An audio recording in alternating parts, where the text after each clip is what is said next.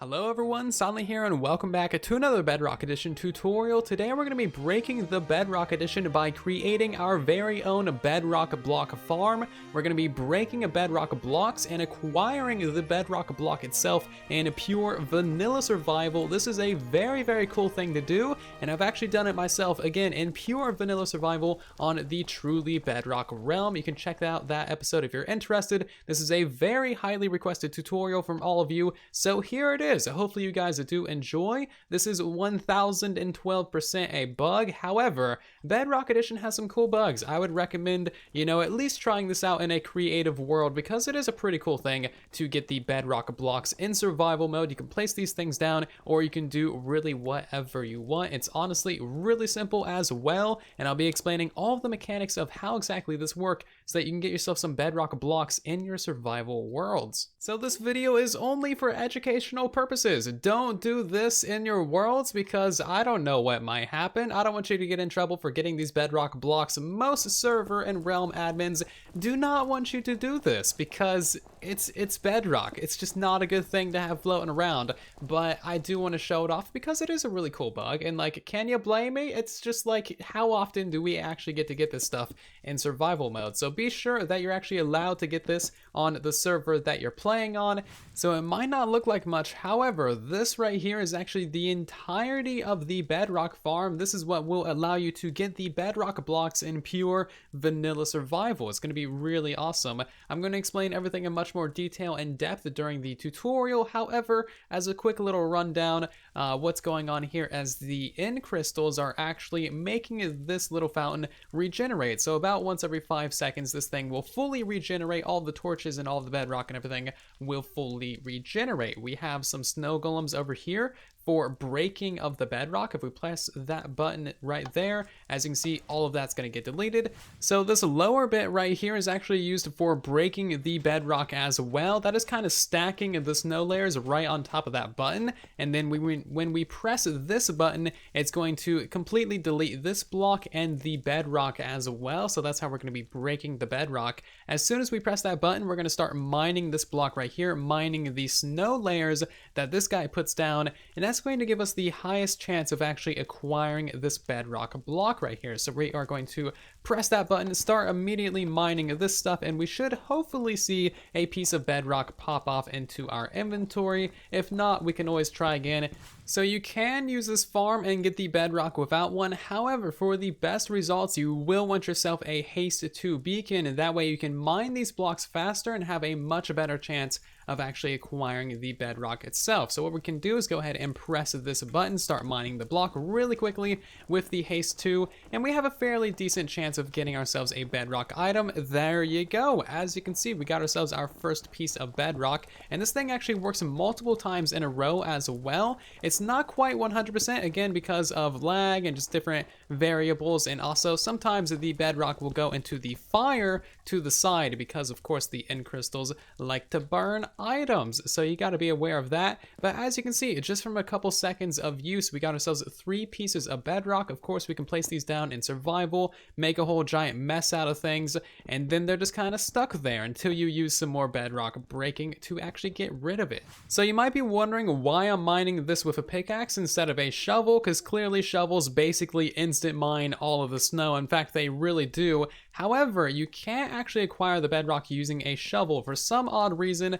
It shouldn't matter what you use to mine it, however it actually does. So as you can see, we can mine this all day long and we will never get ourselves a piece of bedrock. However, it does kind of appear that the bedrock is actually breaking, but it never actually drops as an item, which is very strange. As you can see, there is no bedrock items in our inventory, even though we broke the bedrock multiple times in a row. It's very strange, but that is what we get for playing on the Bedrock Edition. We get some very strange, weird mechanics and bugs. So I didn't just figure out all of this stuff on my own. There's actually been quite a few different people working on this kind of bedrock tech for a while now. So special thanks to JX67, Kenneth Do, Dr. Jan Cyan, and Panda4994 in no particular order, just for kind of helping me out, helping me get my feet wet with this kind of different and interesting tech. And it's honestly quite fun and very interesting as well, because you just get a whole bunch of bedrock blocks, and it just works well, and it's honestly just quite the fun little project. So again, thank you to all of you guys for helping me figure out these different little mechanics. So that's about everything that you need to know about this farm. Let's go ahead and hop into the tutorial, shall we? First of all, there's going to be a materials list for everything that you need down in the description of the video. Definitely read that, because you need to make sure that you have all of the materials before you actually start constructing the farm, because we will be destroying this portal momentarily. You will not be able to get back to the overworld while this farm is in operations unless you actually die. So again, make sure that you got all the tools, all the materials, and everything that you need to actually build this farm before ever starting construction. So once you're confident that you have all of the materials and tools that you need, including an infinite water source and a beacon as well, we can actually prepare to start up this farm. The first thing that we're going to do is start by breaking these portals. You won't be completely destroying your fountain because these things actually regenerate. It's not going to be a big deal, but basically get yourself the water bucket and just aim at the corners of these bedrock blocks. And then, yeah, basically just place down your water bucket. Very simple, very straightforward, not very hard at all. What we want to do is we want to leave one of the portals right on the very edge so that we can place the water bucket there at the final bit. We don't want to leave one of these kind of awkward corner ones that you need to place a block for. Those ones are terrible. I don't like those ones. So keep on placing down the water bucket until you have removed all except one of these actual portals. So now we only have one portal left over, and that is absolutely perfect. We want to go ahead and grab our end crystals and start placing these down right where all those portal tiles were. Don't place a single end crystal on this upper lip right here. That is a terrible idea. You might have a dragon respawn. That would not be good at all. So basically just place one on every single block of this bedrock right here, and you will be good to go. And you want to fill in all of these until we get to that very corner where the final portal tile is. So just like so. And now we need to actually remove this thing and then quickly place in the final end crystal. So right now you need to kind of get your timings down. So what you want to do is you want to place in a water bucket, grab another one, wait for that to regenerate, place in your next one, place a block, mine that block, and then place down your end crystal. It's a very quick sequence of events because this thing regenerates about every 5 seconds, and you can basically never pick up your water bucket because of the fire being weird, and you can't place end crystals inside of water. So yeah, you kind of just got to be really quick about it. Good luck. Maybe rewind that part of the video and slow it down so you can see exactly what I do. So now we need to do a little bit of digging for all of our redstone, and before you do this, you want to pull out yourself a locator map, and you want to make sure that you are digging on the west side. So the top of the map is always going to be north. As you can see, our little icon is facing towards the north, and we want to be facing towards the left side of the map, which is west. And that way our bedrock breaking setup actually works properly. And you also want to go ahead and make sure that you have 4 blocks of mine down from the actual bedrock. So that's 1, 2, 3, and 4. But keep in mind that this stuff right here does also regenerate as well. So it's basically already an endstone farm. If you want to stay here and mine some, you can. It just kind of regenerates forever. So the first thing that we're going to do for our farm is install the snow golem that's going to be placing snow right here in this block so that we can actually mine the snow and have a good chance of acquiring the bedrock item as well. So you want to place a lower half slab kind of to the diagonal because we're going to be mining this block right here. Keep that in mind. And then you want to quickly place in your corner blocks because all of these blocks right here above the bedrock will actually be deleted every time that the fountain resets. So you basically just want to get yourself a little thing in place like this, few blocks on the corner right there, and then summon in yourself a snow golem. Make sure there's no endermen in the area because these guys will of course shoot at the endermen, make them mad, and they might also hit your end crystals, which I'm glad didn't happen to me in survival, but unfortunately it did happen to a couple of you watching, so that's not a good thing. Yeah, basically just go ahead and completely encase that guy. He shouldn't be able to shoot through the corners. If he can, then that's just bedrock for you. Oh yeah, and you also need to push this guy all the way into that corner before you can place that glass pane. That glass pane kind of locks him into the corner. That way he's always placing snow where he should. And now we're going to build up the bulk of the redstone for our actual farm. So you want to go right underneath of this corner piece of bedrock, which is what we're always going to be mining. And you want to place down a piston facing upwards with a 2-block gap right there in between the piece of endstone that actually regenerates. That'll give your snow layers enough time to build up and enough space to build up as well. We're also going to place a couple of solid blocks right there, a button, a piece of redstone, and another button on top of that piston as well. mine down a block and put a sticky piston with a piece of glass on its face, and then you want to have yourself a solid block and another sticky piston just like so.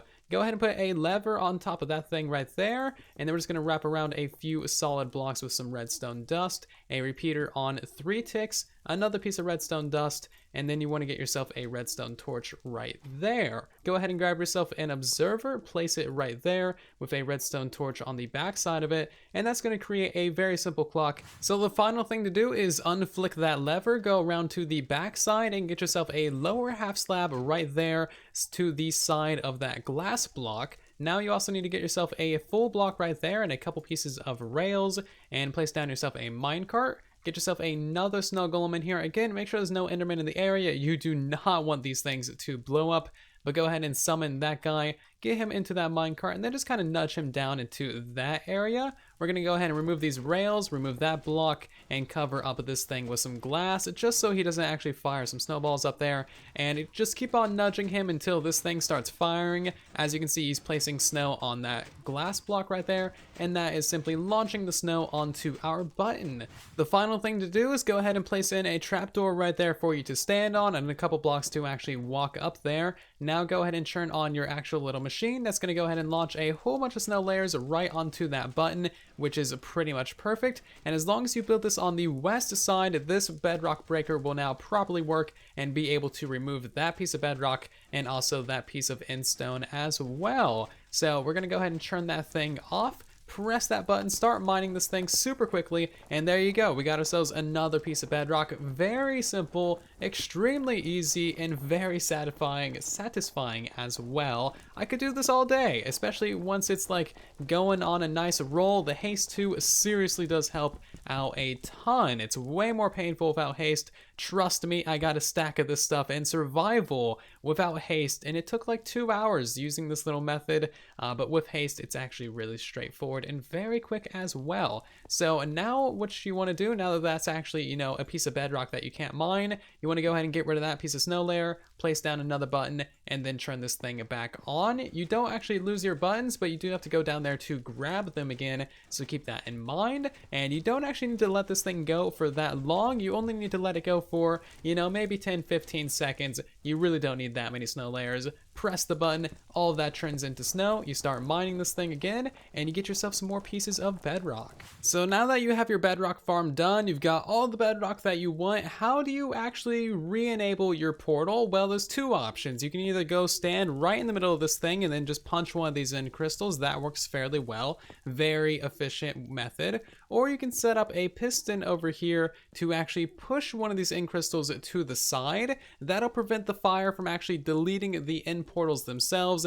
and stop the fountain from regenerating. A very clean way of doing things. So you basically want to have a piston set down and then just keep on pushing in a few pieces of endstone. As you can see, that will push over the end crystals, and now you have yourself an end portal so that you can go back to the overworld, do whatever you want to do. You don't need to remove all these things. And then if you want to start this farm sometime again in the future, you kind of just start by removing that thing and putting another end crystal there. You don't need to be worried about these ones being doubled up, but I would still recommend just standing in here and punching one of the things. It's a much better show. So I think this is a pretty incredible little bug, and hopefully you guys do enjoy this in your world. So try not to abuse it too much. Be nice to others, because bedrock is kind of a cool little thing to have, but you don't want to troll too many people with it, okay? I'm trusting you guys on this one.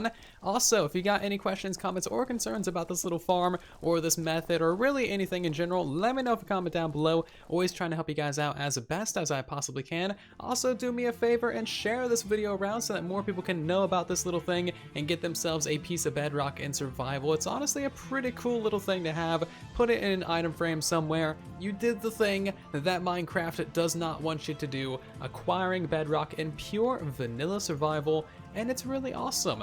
Also, if you did enjoy this tutorial, please do leave a like, as it really does help out the video and the channel significantly. If you're new here and you want to see more tutorials like this in the future, be sure to subscribe, and I'll see you all down in the comment section and in the next one. Thank you so much for watching, and then there was silence.